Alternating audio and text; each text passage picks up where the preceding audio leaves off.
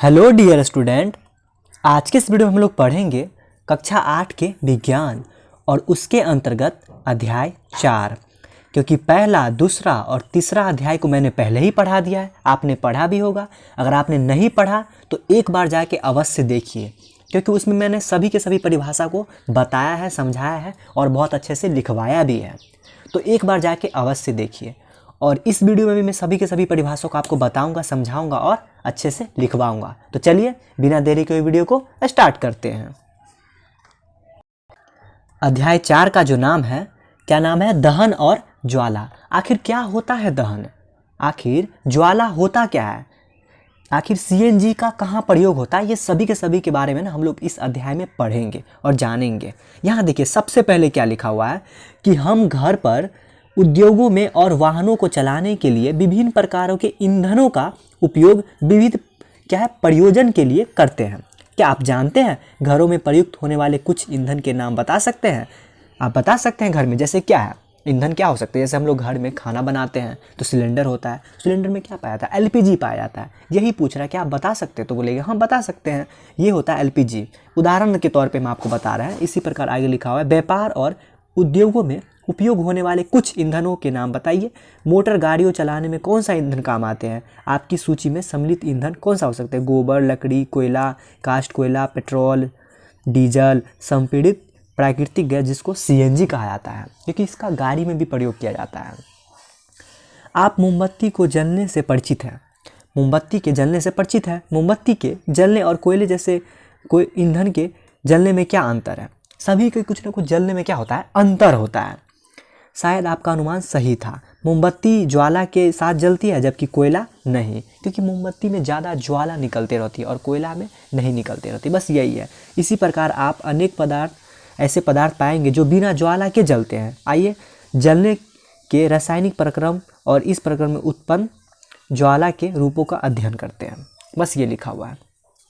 सबसे main point पहला आप क्या आया कि दहन क्या है, दहन होता क्या है। कक्षा 7 में मैग्नीशियम दहन के क्रियाकलापों का स्मरण करिए। यानी कक्षा 7 में आपने पढ़ा है दहन के बारे में कुछ, आप भी जाके देखिए, मैंने ऑलरेडी वीडियो बना चुका है। हमने देखा था कि मैग्नीशियम जलकर मैग्नीशियम ऑक्साइड बनाता है और ऊष्मा तथा प्रकाश उत्पन्न करता है। यानी कि मैग्नीशियम जो जलता है तो मैग्नीशियम ऑक्साइड बनता है। क्या बनता है?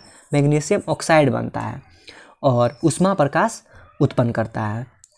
और यहाँ देखिए क्या है। अब जो मेन पॉइंट यहाँ से पढ़िए, क्या लिखा हुआ है कि रासायनिक प्रक्रम जिसमें पदार्थ ऑक्सीजन से अभिक्रिया कर ऊष्मा देता है उसे क्या कहते हैं? उसे दहन कहते हैं। देखिए सबसे महत्वपूर्ण लाइन जो आपके लिए जो आया ना यहाँ पे कि दहन होता क्या है, यहीं से परिभाषा बनी है कि रासायनिक प्रक्रम जिसमें पदार्थ ऑक्सीजन से अभिक्रिया कर क्या ऊष्मा देता है। पदार्थ किससे? ऑक्सीजन से अभिक्रिया, यानी कि ऑक्सीजन कहाँ पाया था? हमारे वायु में। और वायु में पदार्थ क्या करते हैं? ऑक्सीजन से अभिक्रिया करते हैं और उसके बाद क्या देते हैं? ऊष्मा देते हैं। उसे क्या कहते हैं? दहन कहते हैं।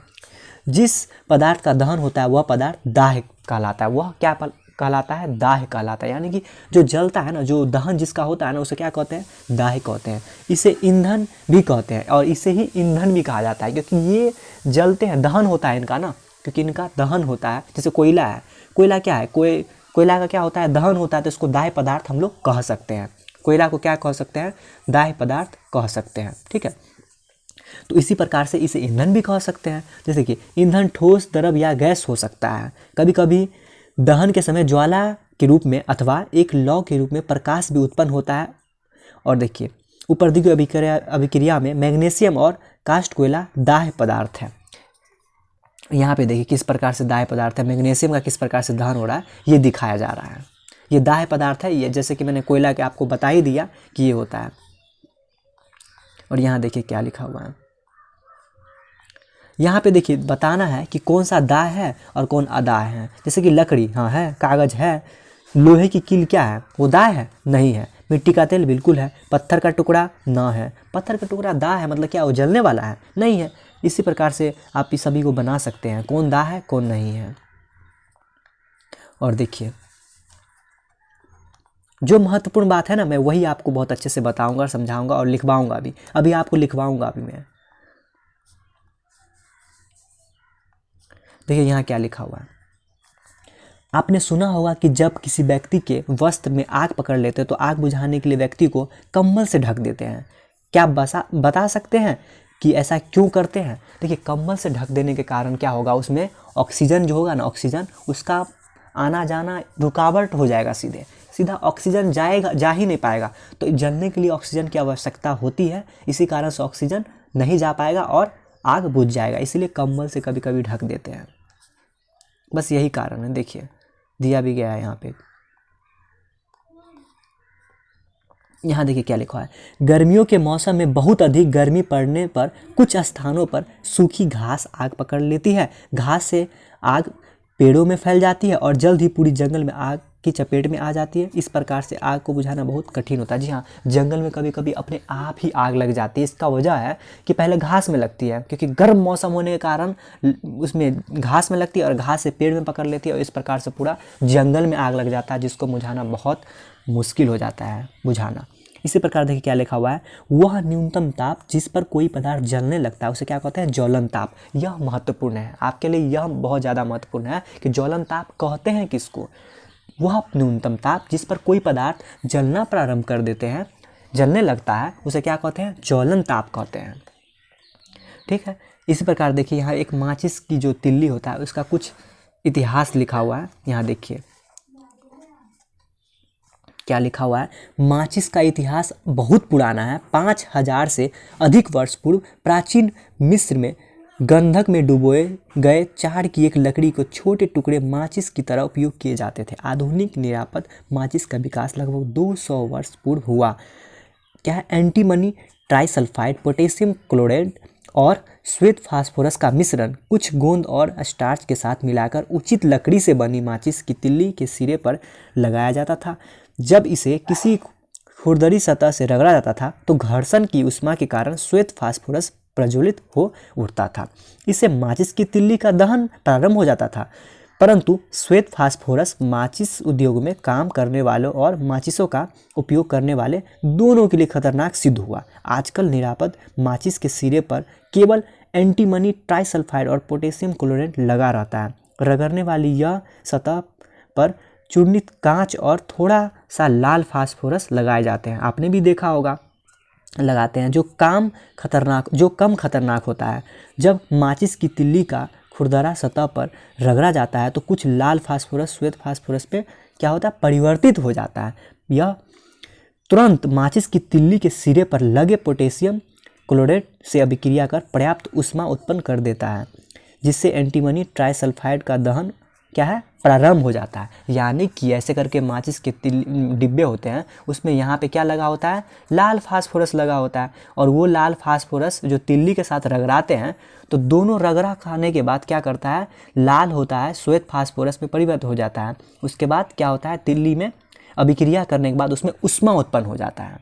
ठीक है, कौन करता है, ये पोटेशियम क्लोराइड से अभिक्रिया करने के बाद क्या होता है, ऊष्मा प्रकट होता है, जिससे क्या होता है, माचिस की तिल्ली जलने लगती है। बस यही कहानी है कि आखिर माचिस का क्या इतिहास है। तो बस आपको ये समझना है ना कि माचिस है जैसे डिब्बा, इसमें क्या लगा रहता है, लाल फास्फोरस क्या लगा रहता है, फास्फोरस लगा रहता है। क्या, लाल फास्फोरस लगा रहता है। बस ये आपको जानना है। और आगे देखिए, चलिए कुछ लिखते हैं जो कि आपको, पहले एक बार और लाइन देख लेते हैं क्या लिखा हुआ है। जिन पदार्थों का ज्वलन ताप बहुत कम होता है और जो ज्वाला के साथ सफलतापूर्वक आग पकड़ ले तो उसे क्या कहते हैं, ज्वलनशील पदार्थ। यानी कि जैसे कि पेट्रोल, अल्कोहल, द्रवित पेट्रोलियम गैस, एलपीजी, ये सब क्या है, घर में आपको जो खाना बनता है ना उसको एलपीजी कहा जाता है। क्या, एलपीजी कहा जाता है। जो घर में सिलेंडर होता है ना उसको एलपीजी कहा जाता है। आपके घर में होगा भी, आपको पता भी होगा। और पेट्रोल जानते हैं ना, पेट्रोल तुरंत जल जाता है, इतना खतरनाक होता है कि वो एक चिंगारी से भी तुरंत आग पकड़ लेता है। अल्कोहल भी वही बात है। तो इस प्रकार से ये सब को क्या कहा जाता है, ये सब को कहा जाता है ज्वलनशील पदार्थ कहा जाता है। चलिए कुछ लिखते हैं। आपके कॉपी पे सबसे पहला लाइन जो लिखा होना चाहिए कि दहन होता क्या है। देखिए दहन है ना लिखा हुआ, ऐसा रासायनिक प्रक्रम जिसमें पदार्थ ऑक्सीजन से अभिक्रिया कर क्या देता है, ऊष्मा देता है। आपने पढ़ा भी जस्ट, जिसे क्या कहते हैं, दहन कहते हैं। जी हाँ, वीडियो को रोक के लिखिए बट कॉपी पे जरूर लिखिए, क्योंकि ये आपको आगे तक बहुत ही काम आने वाला लाइन सब है। ये सब बहुत काम आते हैं, सभी परीक्षा जो आप दीजिएगा आगे, उन सभी परीक्षा में आपको बहुत महत्वपूर्ण है उनके लिए ये। आगे देखिए क्या लिखना है, दाह्य पदार्थ क्या होता है, जिस पदार्थ का दहन होता है उसे क्या कहते हैं, दाह्य पदार्थ कहते हैं। मैंने अभी जस्ट आपको बताया था। उसके बाद आपको क्या लिखना है, ज्वलन ताप किसे कहते हैं। ज्वलन ताप कहते हैं किसको, ज्वलन ताप वह न्यूनतम ताप जिस पर कोई पदार्थ जलने लगता है उसे क्या कहते हैं, ज्वलन ताप कहते हैं। आपको मैंने जस्ट बताया, ये भी लिखना है आपको। उसके बाद क्या लिखना है, ज्वलनशील पदार्थ, जिन पदार्थों का ज्वलन ताप बहुत कम होता है और ज्वाला के साथ आग पकड़ लेते हैं उसे, जैसे कि पेट्रोल, अल्कोहल, एलपीजी, इसे क्या कहते हैं, ज्वलनशील पदार्थ। जी हाँ, इन सभी को आपको लिखना है, जरूर लिखिए। अब आगे देखते हैं आपके पुस्तक में क्या क्या लिखा हुआ है। देखिए क्या लिखा हुआ है, हम आग पर नियंत्रित कैसे करते हैं, आग पर नियंत्रित हम लोग कैसे करते हैं। देखिए बहुत सारा इसका तरीका है। यहाँ देखिए सबसे बड़ा है, ये क्या है, देख रहे हैं हाथ में क्या रखा हुआ है, ये क्या है, ये फायरमैन जो है ये हाथ में रखा हुआ है, ये फायरमैन का क्या है, गाड़ी है। इनसे क्या होता है, इनसे वो कंट्रोल करते हैं, वो फायरमैन के हाथ में होता है वो किस तरह से करते हैं, ठीक है। उनमें से एक विशेष प्रकार की क्या होता है, निकलते रहता है, जिनसे क्या होता है, उनसे आग बंद हो जाता है।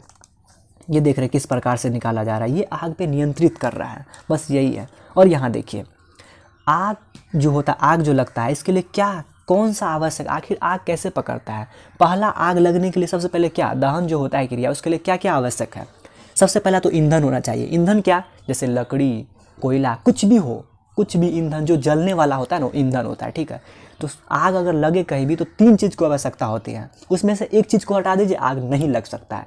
पहला तो ईंधन की आवश्यकता है, दूसरा वायु मतलब ऑक्सीजन की आवश्यकता है, और तीसरा उष्मा की आवश्यकता है।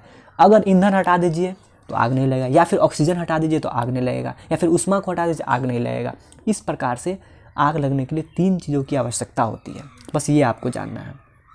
किनका किनका, ईंधन का, ऑक्सीजन का और उष्मा का, ठीक है, इन तीनों का। और यहाँ देखिए छोटा सा यंत्र दिख रहा है ना, इसको क्या कहा था पता है, अग्निशामक यंत्र। क्या, अग्निशामक यंत्र। यदि मैं आपसे पूछूं कि अग्निशामक यंत्र क्या होता है तो आप बोलिएगा इस आग जो पकड़ लेते हैं उन पे नियंत्रित किया जाता है इससे, इसलिए इसको क्या कहा था, अग्निशामक यंत्र। क्या, अग्निशामक यंत्र। देखिए क्या लिखा हुआ है आपके पुस्तक में, जल सबसे अधिक प्रचलित अग्निशामक है, क्योंकि जल से हम लोग कभी कभी आग को बुझाते हैं ना, परंतु जल सभी कार्य पर कर पाता है जब लकड़ी और कागज जैसी वस्तुओं में आग लगी हो।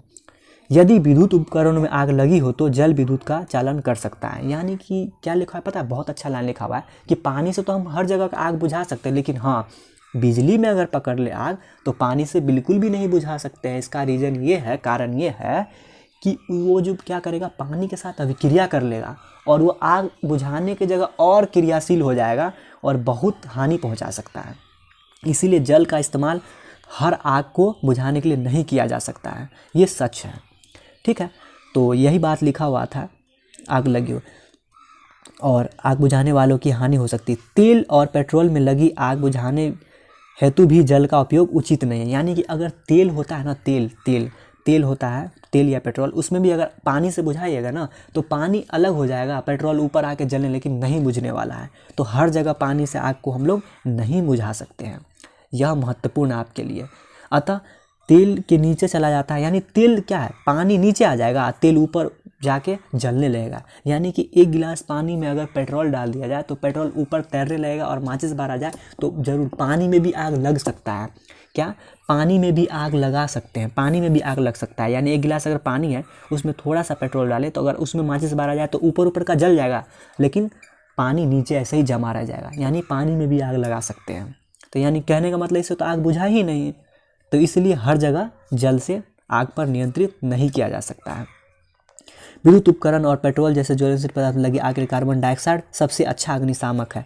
यानी इसके लिए किसका उपयोग किया जाता है, कार्बन डाइऑक्साइड का।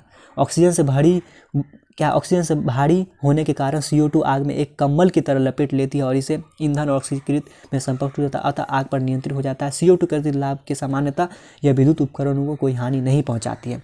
यानी कार्बन डाइऑक्साइड से हम उस पर क्या कर सकते हैं, नियंत्रित कर सकते हैं। कार्बन डाइऑक्साइड कहाँ से मिलती है, उच्च दाब पर यह द्रव के रूप में सिलेंडरों से भरी की जा सकती है। LPG किस रूप में सिलेंडर में रखी जाती है, सिलेंडर से छोड़े जाने पर CO2 बहुत अधिक फैलती है और ठंडी हो जाती है, अतः यह न केवल आग को चारों ओर से घेर लेती है बल्कि ईंधन के ताप को भी नीचे ले आती है। इसीलिए इसे अंतिम अग्निशामक है, यह अति उत्तम क्या है, अग्निशामक है। कौन है, कार्बन डाइऑक्साइड। किससे नियंत्रित करते हैं आग पे, सबसे अच्छा उत्तम किसको माना गया है, कार्बन डाइऑक्साइड, जिसको CO2 कहा जाता है। क्या, CO2 का मतलब C से कार्बन, O से ऑक्सीजन, यानी कार्बन डाइऑक्साइड। ओके, आपने समझ गया होगा।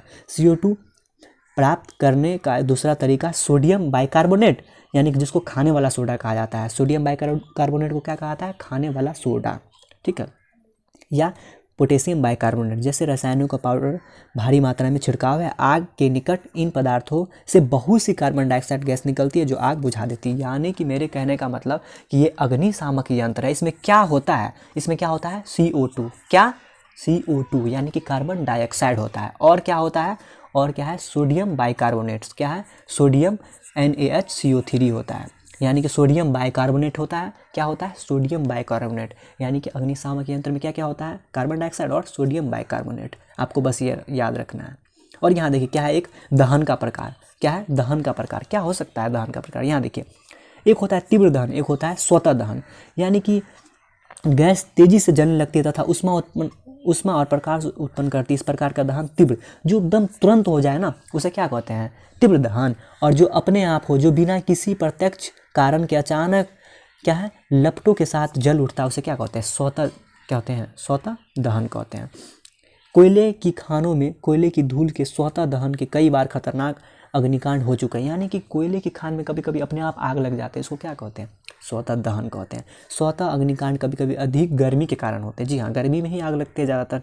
कभी आकाश में बिजली गिरने से होते हैं, परंतु जंगल में आग अधिकतर मनुष्य के लापरवाही से लगती है। जंगल में यदि आप पिकनिक अथवा शिविर में जाते हैं तो क्या है, कैंप फायर का आयोजन करते हैं, तो स्थान छोड़ने के पूर्व आग को पूर्णतः बुझाना अवश्य रखिए। यानी कि अगर आप कभी भी जंगल में पिकनिक मनाते हैं तो अवश्य करके आग को बुझा दीजिए, क्योंकि जंगल में अपने आप आग लगने का पीछे मनुष्य का बहुत बड़ा रोल होता है। ये लिखा हुआ है इसमें, मनुष्य की लापरवाही होता है, बस यही लिखा हुआ है। यहाँ एक क्या लिखा हुआ है, विस्फोटक। विस्फोटक क्या होता है, देखिए, हम त्योहारों में क्या है, आतिशबाजी करते हैं, यानी कि बम सब जो फोड़ते हैं, जब पटाखे को जलाते हैं तो एक आकस्मिक अभिक्रिया होने से उसमें प्रकाश और ध्वनि पैदा होती है। अभिक्रिया में बनी गैस बड़ी मात्रा में निकलती है। इस प्रकार की अभिक्रिया क्या है, विस्फोट कहलाती है। यानी कि जब बहुत बड़ा चीज़ फटता है ना, उसे क्या कहते हैं, विस्फोट कहा जाता है। बस जैसे कि पटाखा, पटाखा आपने देखा ही होगा, आपने ज़रूर कभी न कभी पटाखे का यूज किया होगा, लेकिन नहीं करना चाहिए, क्योंकि यह बहुत ही पर्यावरण के संतुलन में बहुत हानिकारक होता है। ठीक है, अब अगला टर्म आता है, क्या है, ज्वाला। ज्वाला के बारे में देखिए, यहाँ ज्वाला कुछ नहीं, ज्वाला जो आग लगता है ना, और उसमें से जो दिखता रहता है, देखिए किस तरह से दिख रहा है ना, इसी को ज्वाला कहते हैं। दिख रहा है ना, इसको ज्वाला कहते हैं, बस यही समझना है। और यहाँ देखिए, क्या मोमबत्ती जलने के बाद ज्वाला देता है, बिल्कुल देता है। मैग्नीशियम बिल्कुल देता है। कपूर, कपूर देता है, जी हाँ देता है। मिट्टी का तेल देता है, स्टोव में, हाँ देता है। उसके बाद लकड़ी का कोयला देता है, ज्वाला, जी हाँ, जो ज्वाला देता है उसके बारे में आपको बताना है। दिख रहा है किस तरह से, जो लौ देख रहे हैं ना, ये यही ज्वाला है, आपको बस यही जानना है। और देखिए, चलिए कुछ लिखते हैं कॉपी पे। इसे तो आपने अपने कॉपी पे नोट डाउन कर ही लिया होगा। अब जो करना है आपको, ये करना है कि दहन के लिए क्या क्या आवश्यक है। पहला ईंधन, दूसरा वायु मतलब ऑक्सीजन, और तीसरा उष्मा। ये मैं आपको पहले ही बता दिया था। आग पर नियंत्रण किसके द्वारा किया जाता है, अग्निशामक यंत्र द्वारा। उसमें क्या क्या पाया जाता है, कार्बन डाइऑक्साइड और सोडियम बाइकार्बोनेट। ओके, और दहन कितने प्रकार के होते हैं, 2 प्रकार के। कौन कौन, एक तीव्र, एक स्वतः दहन, आपने समझ ही गया होगा। और एक क्या लिखना है आपको, ज्वाला। दहन के समय जो पदार्थ वाष्पित होता है उसे क्या कहते हैं, ज्वाला। आपने देखा था मोमबत्ती रहता है, उसमें जो जलते रहता है उसे क्या कहते हैं, उसी को तो ज्वाला कहते हैं। और एक और लाइन लिखना है, क्या लिखना है, ज्वाला के प्रकार। क्या होता है, एक आंतरिक ज्वाला क्षेत्र, एक होता है दीप क्षेत्र, एक होता है ज्योतिहीन। मतलब 3 तरह का होता है। मैं आपको दिखाता हूँ आपके पुस्तक में। यहाँ देखिए, यहाँ देख रहे हैं ना, ये जो ज्वाला हो रहा है, इसमें गौर करिए, इसमें गौर करिए। देखिए इसमें, यहाँ पे देखिए, एक है ना, एक क्या है, पूर्ण दहन, यहाँ से बाह्य क्षेत्र, ये बाहरी क्षेत्र है, ये क्या है, मध्य क्षेत्र है ना। और यहाँ देखिए सबसे अंदर का क्षेत्र है। सब जगह का रंग बदलते रहता है। आग का जो है ना, रंग बहुत निर्भर करता है। जैसे कि आप कभी देखे होगा, स्टोव होता है जो मिट्टी तेल से जलता है, उसमें भी आग का रंग अलग होता है, और मोमबत्ती में आग का रंग अलग होता है। ये भी निर्भर करता है, यानी कि ज्वाला रंग पे भी निर्भर करता है। और यहाँ देखिए कितना अच्छा बात लिखा हुआ है कि ईंधन क्या है। यहाँ देखिए ईंधन क्या है, ईंधन के बारे में देखिए क्या लिखा हुआ है, पेट्रोल, मिट्टी का तेल आदि ये ईंधन है कहलाते हैं। यानी कि किसे, जो जलता है ना, यहाँ पहले देखिए क्या है, औद्योगिक उपयोग से संबंधित ऊष्मा ऊर्जा के प्रमुख स्रोत लकड़ी, काष्ठ, कोयला और क्या है, पेट्रोल, मिट्टी का तेल आदि क्या है, ये सभी ईंधन है। अच्छा ईंधन वो है जो सहज उपलब्ध हो जाता है, यह सस्ता होता है और वायु के समान दर से सुगमतापूर्वक जलता है, यानी कि जो जलता है ना उसे ही ईंधन कहा जाता है। ठीक है, आपने समझ गया होगा, क्योंकि जो जलता है वही होता है ईंधन। सामान्यतः ऐसा कोई भी ईंधन नहीं है जिसे एक आदर्श ईंधन माना जा सकता है, यानी आदर्श ईंधन किसी को भी हम लोग नहीं मान सकते हैं। यहाँ देखिए क्या लिखा हुआ है, ईंधन दक्षता है लिखा हुआ है। ठीक है, क्या होता है देखिए, 1 किलोग्राम के पूर्ण दहन से प्राप्त ऊष्मा ऊर्जा की मात्रा उसका क्या कहलाता है, ऊष्मीय मान कहलाता है। यानी 1 केजी है ना, 1 केजी यानी 1 किलोग्राम के पूर्ण दहन से जो ऊष्मा का ऊर्जा जितना प्राप्त होता है उसे क्या कहते हैं, उसी को कहते हैं ऊष्मीय मान कहते हैं। ठीक है, और ईंधन के ऊष्मीय मान को क्या, किलो जूल प्रति किलोग्राम, यानी कि देखिए कैसे, के जे और प्रति केजी के द्वारा मतलब क्या कर रहा है, मापा जाता है। हर कुछ को मापा जाता है। जैसे दूरी का मात्रक क्या होता है, दूरी का मात्रक क्या होता है, मीटर होता है। इसी प्रकार से ऊष्मीय मान को भी मापा जाता है, किसमें, किलो जूल प्रति किलोग्राम में। आपको मैं भी जस्ट लिखवाऊंगा। ठीक है, आपको घबराने की बिल्कुल भी आवश्यकता नहीं है। कुछ एग्जाम्पल दिया हुआ है ऊष्मीय मान, जैसे गोबर का देखिए ऊष्मीय मान कितना है, 6000 से 8000 है।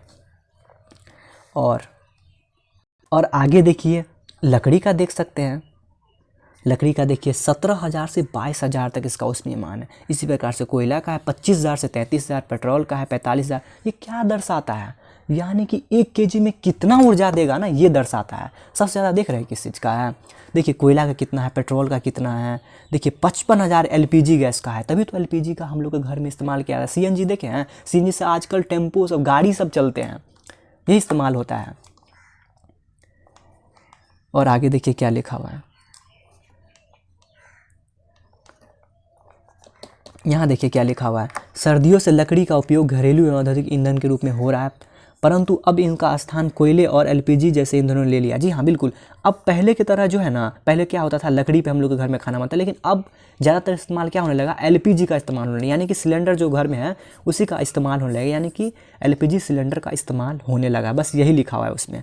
और यहाँ देखिए क्या, अधिकांश ईंधनों के दहन के पर्यावरण के कार्बन डाइऑक्साइड जैसे गैस निकलती है। वायु में कार्बन डाइऑक्साइड गैस की अधिक मात्रा समता विश्व उष्णन का कारण बनाती है, यानी कि ग्लोबल वार्मिंग का कारण बनाती है।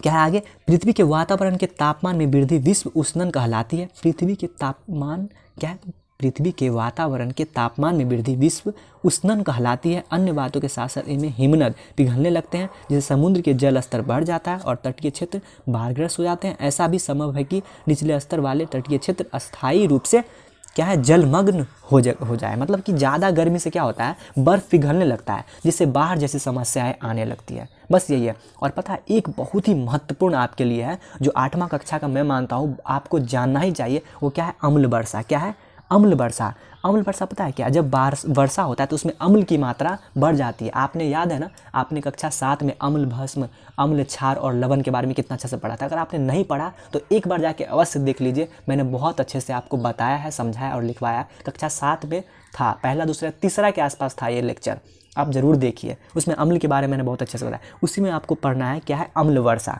क्या होता है, जब वर्षा में अम्ल की मात्रा घुल जाती है, जैसे कि क्या, सल्फर और नाइट्रोजन के ऑक्साइड वर्षा में क्या होता है, घुल जाता है। यानी अम्ल वर्षा में क्या घुल जाता है, सल्फर ऑक्साइड और नाइट्रोजन के ऑक्साइड।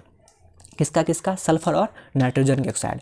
क्या होता है, वर्षा में किसका मात्रा बनने लगते हैं, अम्ल का, तो इसे क्या कहते हैं, अम्ल वर्षा कहते हैं। ठीक है, इसी प्रकार से मोटर वाहनों ईंधन के में डीजल और पेट्रोल का स्थान अब क्या आने लगा, सीएनजी। जी हाँ, आपको भी पता चल गया कि सीएनजी वाले गाड़ी सब बहुत ज़्यादा चलने लगे, बड़े बड़े बस चलते हैं। ये सब क्या है, सीएनजी वाले। सीएनजी सल्फर और नाइट्रोजन के ऑक्साइड के उत्पादन अल्प मात्रा में करते हैं। सीएनजी एक क्या है, स्वच्छ ईंधन है। अगर आपसे मैं सब अच्छे से पूछूं कि इस स्वच्छ ईंधन का नाम बताइए क्या है, तो तुरंत आप जवाब दीजिएगा क्या क्या क्या क्या होता है, सीएनजी होता है। ठीक है, चलिए कुछ लिखवाते हैं आपको। देखिए इस प्रकार से आपने इसको भी लिख ही लिया होगा। और आगे देखिए ये लिखना है आपको अपने कॉपी में कि ईंधन क्या होता है। ईंधन आपको मैंने बताया, जिन पदार्थों को जलाकर ऊष्मा प्राप्त की जाती है इसे ईंधन कहते हैं, जैसे लकड़ी, कोयला, पेट्रोल, सीएनजी और एलपीजी। ओके, इसे लिख लिया, आपको मैंने बताया जस्ट। ईंधन मतलब जो जलने वाला होता है। और ईंधन दक्षता को ऊष्मीय मान द्वारा प्रदर्शित करते हैं, जिसका मात्रा क्या होता है, किलो जूल प्रति किलोग्राम। इसे भी लिखना है। जी हाँ, वीडियो को रोक के लिखिए, बट लिखिए जरूर। ऊष्मीय मान किसी ईंधन के 1 किलोग्राम के पूर्ण दहन से प्राप्त ऊष्मा ऊर्जा की मात्रा क्या कहलाती है, ऊष्मीय मान कहलाती है। और अंत में क्या लिखना है आपको, अम्ल वर्षा। जब सल्फर और नाइट्रोजन के ऑक्साइड वर्षा में क्या होता है, घुल जाती है, उसे क्या कहते हैं, क्या कहते हैं उसे कहते हैं अम्ल वर्षा। ओके, इसे भी आपको अपने कॉपी में लिखना है अच्छे से, वो भी अच्छे से लिखना है। देखते हैं आपकी किताब, वीडियो रोक के लिखिए बट लिखिए ज़रूर। और इस प्रकार से मैंने आपको एक एक पॉइंट के बारे में आपको बताया, समझाया। देखिए यहाँ पे जो है ना, ये कुछ पॉइंट लिखा हुआ है, ये जो देख रहे हैं, इसे आपको अपने स्तर से पढ़ना है, ठीक है। अपने स्तर से पढ़िए और देखिए मैंने आपको क्या बताया और क्या कुछ नया लिखा हुआ है, उसे आप जानने का प्रयास कीजिए, क्योंकि मैंने अपने स्तर से पूरा का पूरा बताने का प्रयास किया। तो इसे यह आपने क्या सीखा, ये अपने स्तर से पढ़िएगा जरूर। मैं आपको बताता हूँ, अम्ल वर्षा मैंने आपको बताया, ऊष्मीय मान, दहन, विस्फोटक, वनमूलन, ज्वाला, अग्निशामक, इन सभी के बारे में मैंने बहुत अच्छे से आपको, देखिए वनमूलन का मतलब क्या है, वनों का जो कटाव होता है उसे वनमूलन कहा था। ज्वाला, अग्निशामक, ईंधन, ईंधन दक्षता, विश्व उष्णन, आदर्श ईंधन, ज्वलन ताप, ज्वलनशील पदार्थ, ये सभी के बारे में मैंने आपको बताया, समझाया और अच्छे से लिखवाया। आशा करता हूँ आपको ये वीडियो बहुत अच्छा लगा होगा। अगर वीडियो बहुत अच्छा लगा होगा तो वीडियो को लाइक कर दीजिए, और हमारे चैनल पे आप अगर नए हैं तो हमारे चैनल को सब्सक्राइब अवश्य कर दीजिए, क्योंकि फ्यूचर में, भविष्य में अगर कोई भी तरह का पढ़ाई में समस्या होगा तो मैं हमेशा वीडियो डालते रहता हूँ, हर एक टॉपिक का डालते रहता हूँ। इसलिए हमारे चैनल पे बने रहने के लिए हमारे चैनल को सब्सक्राइब अवश्य करेगा। और वीडियो कैसा लगा, वीडियो बहुत अच्छा लगा तो हमारे वीडियो पे जाके जरूर कमेंट करिए, ठीक है। इसी प्रकार बने रहने के हमारे चैनल को सब्सक्राइब अवश्य कर लीजिए। धन्यवाद।